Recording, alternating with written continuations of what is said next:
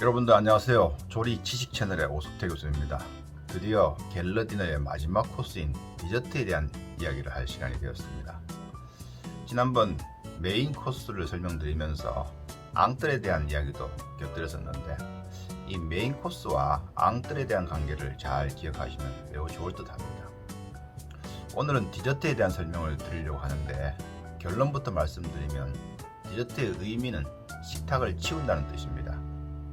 그리고 디저트의 기능은 입맛을 떨어뜨리는 데 있습니다. 즉 입맛을 진정시킨다고 볼 수 있겠죠.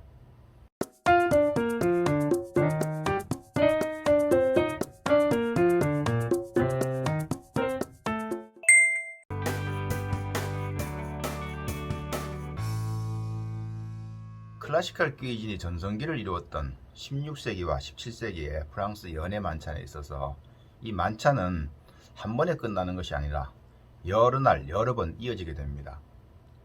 그렇기 때문에 한 번 만찬이 있은 후에 테이블 위의 장식과 또 먹다 남은 음식물들을 마무리하기 위해서 치워지고 다시 새로운 테이블을 세팅하게 됩니다. 이러한 작업이 바로 디저트였습니다. 우리가 사용하고 있는 영어의 디저트 어원은 프랑스어 치우다 데저비르에서 유래가 되었는데 이 데저비르는 식후에 테이블을 청소하다 또는 테이블을 깨끗하게 한다는 의미입니다. 이 말이 16세기경 연회 행사가 많아지면서 식탁 위에 널브러진 빵 부스러기 등을 치운다는 의미로 대표적으로 사용하게 되었습니다.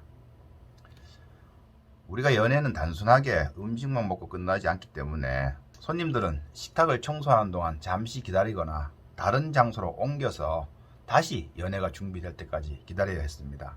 이러한 경우가 많이 발생하게 되었는데 짧은 시간이라 하더라도 고객들을 위한 배려가 반드시 필요한 그런 시간이었습니다. 연회에 초대된 고객들 앞에서 음식물이나 접시를 치우는 소란스러움을 없애기 위해서 이미 다른 장소에다가 음식을 준비해 두었는데 이것이 식탁을 치운다고 하는 의미와 함께 이때 준비된 음식을 가리키는 것으로 발전하게 되었습니다.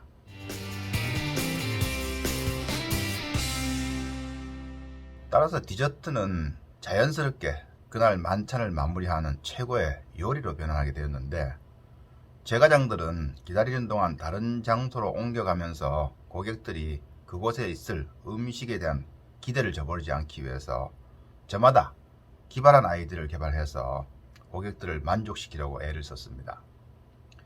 제과 분야에서 이러한 발전을 이끈 셰프가 바로 마리 앙뚜네 카넴입니다.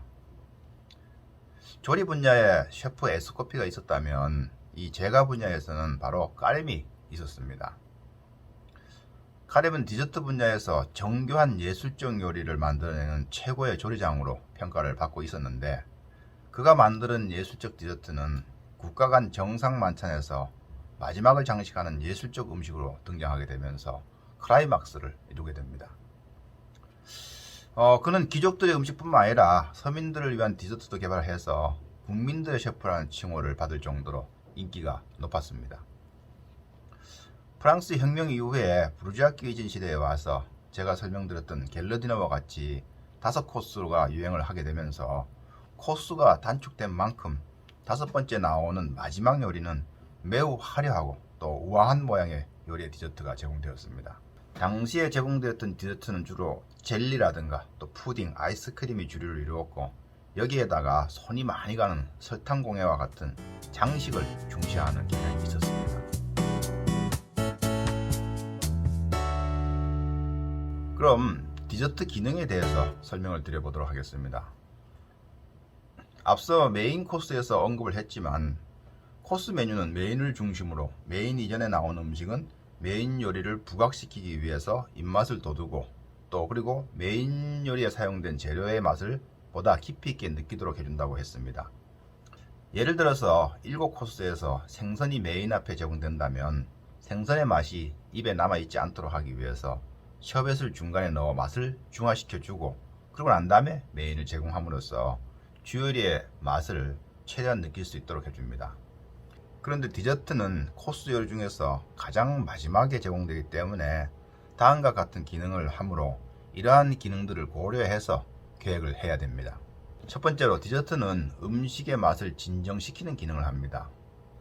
식품학자들의 연구에 따르면 포만감은 위에서 느끼는 것이 아니라 뇌에서 감지를 해서 음식을 더 먹지 않도록 명령을 해준다고 합니다. 그런데 맛있는 음식을 계속 먹다 보면 뇌의 감지력이 둔화되어서 다시 식욕이 활발해지는데 이때는 음식을 절제하기가 어려워집니다. 그래서 음식을 절제하기 위한 방법으로 강한 단맛을 주게 됩니다. 즉 단맛은 뇌에서 강한 포만감을 느끼게 해주어서 맛을 진정시키게 되고 그래서 더 이상 음식을 먹지 않게 해주게 되는 겁니다. 이것은 어머니들이 아이들에게 사탕이나 캔디를 먹으면 밥을 잘 먹지 않기 때문에 과자나 사탕류를 밥 먹기 전에 먹지 못하도록 하는 원리와 같다고 보시면 될 것 같습니다. 두 번째로 디저트는 음식의 아쉬움을 없애는 기능을 합니다. 디저트에 사용되는 단맛은 뇌 기능을 활발하게 해주어서 뇌졸중을 예방해 주기도 하지만 코스에서 디저트의 기능은 음식 제공에 마무리를 해줘야 합니다.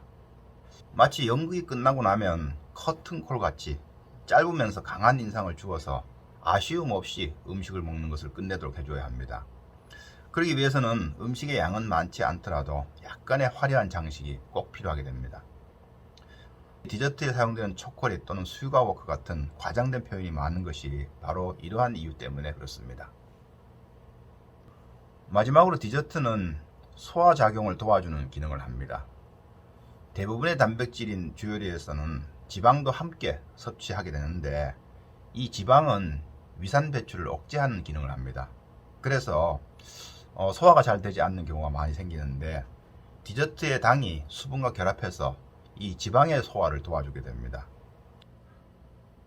우리가 빈속에 매우 단 음식을 먹으면 과다 위산 분비로 인해서 위장 장애가 있을 수 있겠지만 앞서서 주요를 섭취한 후에 이러한 단 음식을 먹게 되면 이것이 오히려 소화를 도와주는 역할을 하게 되는 것입니다.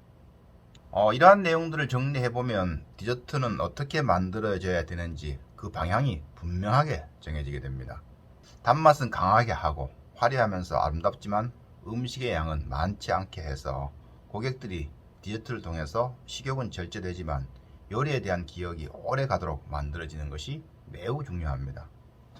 오늘은 드디어 갤러디너 5코스 중에서 맨 마지막에 제공되는 디저트까지 그 설명을 마무리하였습니다.